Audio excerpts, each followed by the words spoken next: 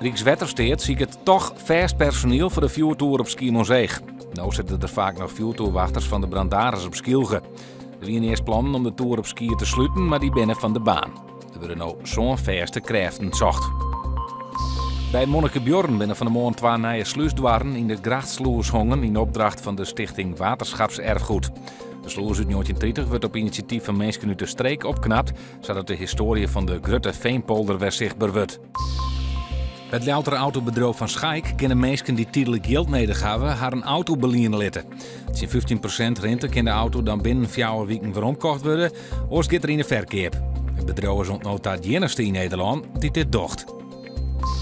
Het is spietig dat de minister van Infrastructuur het spoor van Zwolle naar Ljout net vrij aan wil voor Arriva en orenverviersbedrijven. Wil ze orenlijnen wel vrij oud. Dat zei directeur Anne Hettinga van de Federatie Mobiliteitsbedrijven Nederland.